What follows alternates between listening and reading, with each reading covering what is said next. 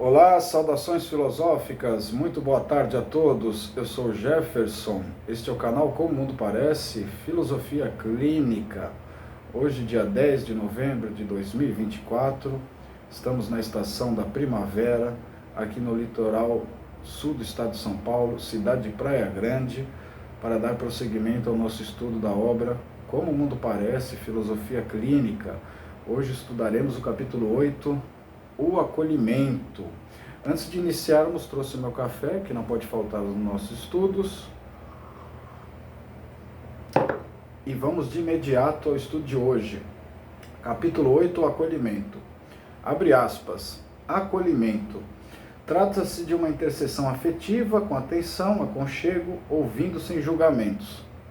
Oferecer uma escuta que ampara, compreende, sem uma intervenção julgadora, tipológica, aconselhadora. Fecha aspas. Isso está na Revista da Casa da Filosofia Clínica, edição 8, Porto Alegre, outono de 2024, página 15, que foi uma edição aí especial sobre o Dicionário da Filosofia Clínica. Que esse verbete sobre o acolhimento nos traz? Então, acolhimento é uma intercessão afetiva, quer dizer, envolve aí um relacionamento afetivo, um vínculo afetivo, né? Que tem a atenção, tem que ter a disponibilidade de prestar atenção no que a pessoa principalmente está dizendo, né? Está manifestando. Aconchego é ouvir sem julgamentos, okay? Uma escuta, né, que ampara, compreende, sem fazer qualquer tipo de intervenção julgadora, tipológica, aconselhadora. Então não classifica, não tipologiza, não coloca em agrupamentos, né? Não faz intervenções precipitadas e antecipadas, né? Como muitas vezes acontece nas terapias. Não aconselha, né? Procura fazer uma construção compartilhada com a própria pessoa. Isso tudo é acolhimento dentro da filosofia clínica. O termo acolhimento, dentro dos jogos de linguagem da área psi e das derivações terapêuticas de mesma base epistemológica, carrega significados e contornos específicos, ditados de maneira hegemônica pela autoridade da ciência normal.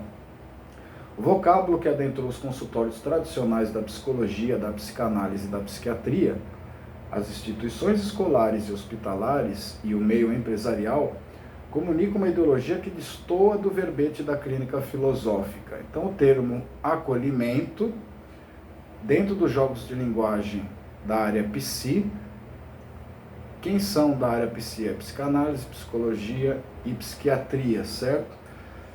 São terapias que têm sempre a mesma base epistemológica, a mesma teoria do conhecimento científico, okay? Que tem os seus significados e contornos específicos, que são ditados de maneira hegemônica, né? É uma ideologia aí que parte de maneira vertical, né, do senso comum dos especialistas e que atinge as demais pessoas, ok? O vocabulário está incorporado aí na linguagem de todos da sociedade, né? Principalmente aí adentrou os consultórios tradicionais da psicologia, psicanálise e psiquiatria. Ali é normal que aconteça isso, porque eles estão tratando da mesma base epistemológica, e acabou adentrando a instituições escolares, né? Se sobrepondo a outros tipos de filosofias, pedagogias. Entrou também no meio hospitalar, né? Funciona aí como base epistemológica para compreender algumas questões dentro do hospital, e no meio empresarial também funciona da mesma forma, né? Para classificar, né? Classificação de comportamentos de funcionários, perfis, né? Tem toda essa situação dentro do meio empresarial também, né? Isso tudo é uma ideologia que foge totalmente aí da ideia que é proposta sobre acolhimento pela clínica filosófica, pela filosofia clínica. Existe um consenso entre o senso comum de especialistas, dos intelectuais orgânicos, detentores do saber-poder, que traduzem e explicam o que significa acolhimento e quais os contornos e procedimentos que esperam do ato de acolher, e do popular, que reproduz esses pressupostos. Acolhe-se as tipologias, as classificações, as intervenções prematuras, antecipadas, as teorias a priorísticas que estigmatizam, distanciam. Parágrafo bastante importante, né, porque existe um consenso, né, um acordo entre o senso comum de especialistas. Os especialistas também têm o seu senso comum, né? Por exemplo, dentro de uma universidade, quando eles pesquisam ali só determinados pensadores, né, estão dentro de um senso comum, não se abrem para coisas novas muitas vezes, né? Então, é um senso comum dos especialistas, né? Eles ali são os intelectuais orgânicos, né? Esse termo aí, intelectuais orgânicos, vem de Antônio Gramsci, né? Que detêm o saber-poder, né? Que ditam as regras, que explicam e traduzem o que significa acolhimento. Então isso já vem traduzido, significado, para que todos reproduzam esses comportamentos, né, do que é acolher. E aí os populares, a maioria da população, né, acaba reproduzindo esses pressupostos, né, essas regras, essas teorias a priori, né, acolhem todas as tipologias, tanto é que em várias profissões você vê o uso aí do DSM, okay? Que é o Manual de Transtornos lá, está na edição 5, né? As classificações também são muito usadas, as intervenções prematuras aparecem aí dentro de todas as instituições que citamos e dentro da área psi principalmente, tudo de modo prematuro, antecipado, muitas vezes, né? Baseados aí em teorias anteriores a se conhecer a pessoa, né? Teorias a priorísticas, e acabam estigmatizando muitos partilhantes aí, né? Muitas pessoas, como nós dissemos aí anteriormente, e isso acaba gerando distanciamento. Acolhimento e filosofia clínica é uma postura que o cuidador assume perante o partilhante. Em alguns indivíduos, a capacidade acolhedora é inerente à sua singularidade, algo inato e presente na sua estrutura de pensamento, pode e deve ser cada vez mais lapidada, aprimorada. O estudante de filosofia clínica percorre etapas durante sua formação. São anos que exigem dedicação. Então, acolhimento dentro da filosofia clínica é uma postura do filósofo clínico, né? Do cuidador, do terapeuta, perante o partilhante. Dentro dessa ideia, né, em alguns indivíduos há uma capacidade aí inerente, inata da pessoa, né? A pessoa já vem com aquilo conquistado, né? É algo da sua singularidade, faz parte da sua estrutura de pensamento, né? Foi assim que a pessoa se estruturou, mas isso não isenta ela de ter que lapidar isso cada vez mais, de ter que aprimorar isso com os estudos, com as práticas, certo? O estudante de filosofia clínica já começa a fazer isso nas primeiras etapas da sua formação e vai ter que ter muita dedicação até o final. Lembremos novamente a formação do filósofo clínico. Inicialmente ingressa na especialização, sendo aprovado, obtém o certificado B, o que lhe possibilita ser um pesquisador na área. Em seguida, deve cumprir o pré-estágio, um período no qual realiza sua clínica pessoal com o filósofo clínico, no qual o futuro profissional passa pela metodologia da filosofia clínica, ou da clínica filosófica, né? Sucede esses aprendizados o estágio supervisionado, momento em que atende um partilhante sob supervisão de um filósofo clínico experiente. Somente após essas etapas estará habilitado à clínica, certificado A. Esse percurso de formação eu tratei, né, anteriormente, em capítulos anteriores, por isso que eu disse aqui, né, que nós vamos lembrar ele novamente, essa formação que é importante para entender, né, todo o processo de desenvolvimento do acolhimento, aprimoramento, lapidação, isso, né, naquelas pessoas que têm aquilo inato, inerente. Porque nós vamos ver que muitas vezes está faltando o borogodó ali, né? Então, o candidato aspirante a filósofo clínico ingressa na especialização, quando é aprovado adquire o certificado B, que é a formação teórica, aí ele pode ser pesquisador, consultor, depois ele começa o estágio, o pré-estágio, né? Que ele vai realizar a clínica didática ou a clínica pessoal, com o filósofo clínico atendendo ele, né? Ele vai passar pelo método para saber também como que é, para se ver, observar seus pontos cegos, etc. Qual parte dele entra em interação com o outro, que são as interseções. Nós vamos estudar a interseção no próximo capítulo, já adianto aqui, né? O futuro profissional passa pela metodologia da filosofia clínica. Depois, ele passa a exercer aí o estágio supervisionado, que ele vai atender alguém, um partilhante, sendo também orientado por um filósofo clínico, que pode ser o mesmo com quem ele fez a clínica pessoal ou outro, né, da sua preferência. Aí, passando, né, sendo aprovado, estará habilitado recebendo o certificado A. Percebe-se que o percurso exige uma certa vocação, uma espécie de borogodó. Nessa predisposição íntima se insere a capacidade acolhedora. Acolhimento dentro da linguagem da clínica filosófica significa, entre outras coisas, estar preparado para acolher o outro, sua singularidade, que são reflexo de uma estrutura de pensamento inédita. Né? Então, esse percurso que nós citamos, da formação do filósofo clínico, exige aí uma certa vocação, uma espécie de borogodó, né? Nós tratamos do verbete borogodó também em capítulos anteriores. Quem não viu, assistam os vídeos anteriores, que nós tocamos no assunto do borogodó. É um termo incorporado pelo Dicionário de Filosofia Clínica, que é uma espécie de uma predisposição íntima, né? Capacidade de acolher o outro, né? Que nasce inatamente, que o filósofo vai aperfeiçoando isso com os seus estudos e práticas. Está preparado aí para acolher o outro, ok? Esse borogodó, acolher a singularidade do outro, né? Que acaba sendo um reflexo da sua estrutura de pensamento, que é inédita, né? De cada partilhante aí.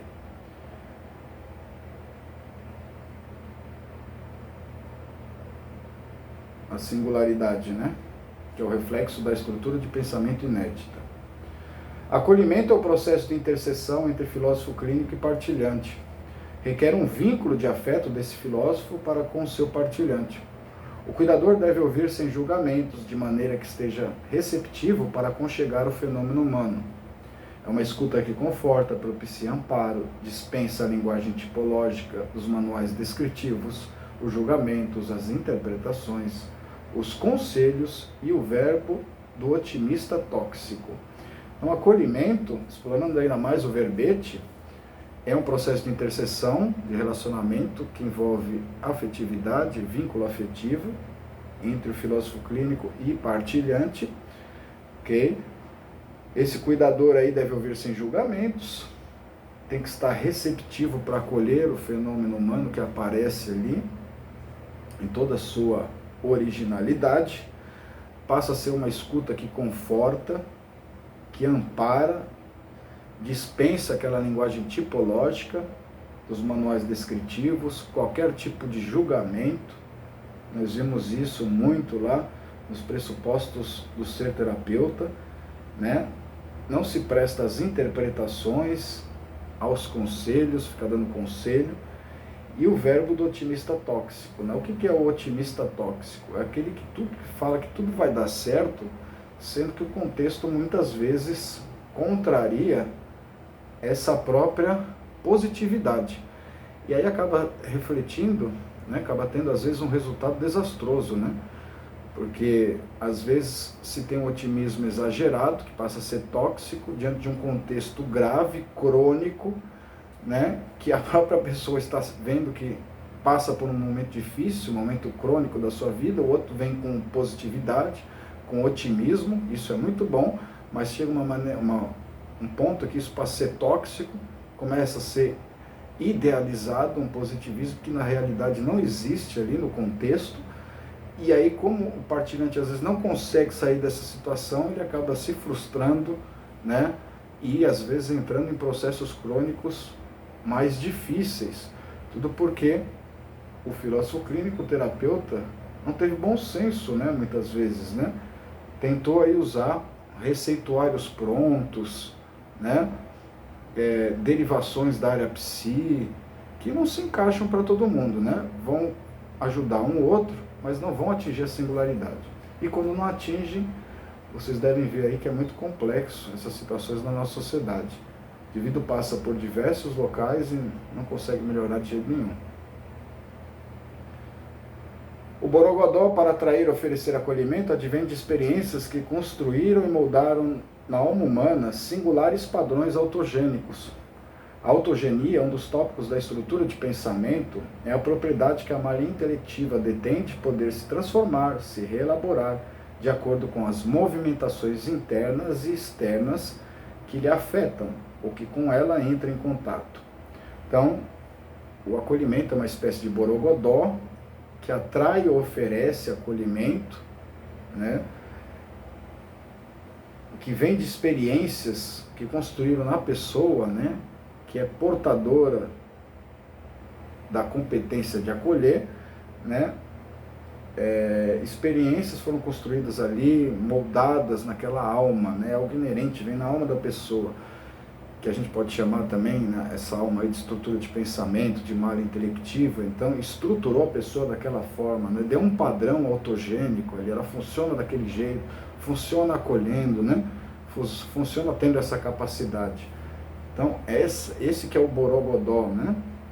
Então a autogenia, que é aquela conformação, né, que ocorre muitas vezes entre os tópicos na estrutura de pensamento, ela dentro da malha intelectiva aí, ela se transforma, pode ser lapidada inclusive, né? E aí acaba ajudando, esse acolhimento pode ser um processo de modificação da estrutura de pensamento do outro, né? De modificar o padrão autogênico do outro e lhe causar um bem-estar subjetivo, ok? Porque ali tem uma relação de contato e interseção entre o filósofo clínico e o partilhante. Último parágrafo: o acolhimento nasce uma estrutura de pensamento que foi preparada e talhada para trabalhos de vanguarda na área das ciências da alma humana. É uma das mais importantes práticas de aproximação da filosofia clínica colocadas a serviço do partilhante.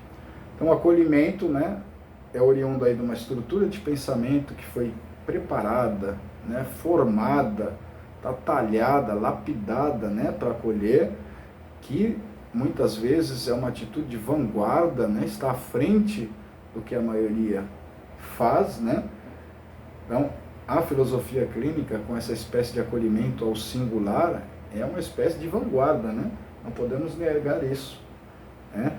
É uma terapia que trabalha com as ciências da alma humana, né? Não com a pequena ciência, né? Com uma ciência mais ampla. Tanto é que é chamada de metaterapia, metaciência, né? O acolhimento, então, é uma aproximação, uma importante prática de aproximação da filosofia clínica, que está totalmente colocada a serviço do partilhante, né? Da pessoa que procura atendimento. Ok? Sendo assim, terminamos este capítulo, capítulo 8. Próximo vídeo, capítulo 9, as interseções, vamos estudar. Espero que todos estejam aqui para dar prosseguimento aí o estudo dessa obra, Como o Mundo Parece, Filosofia Clínica.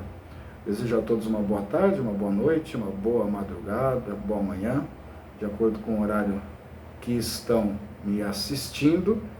Peço a vocês também que curtam, compartilhem, comentem, okay?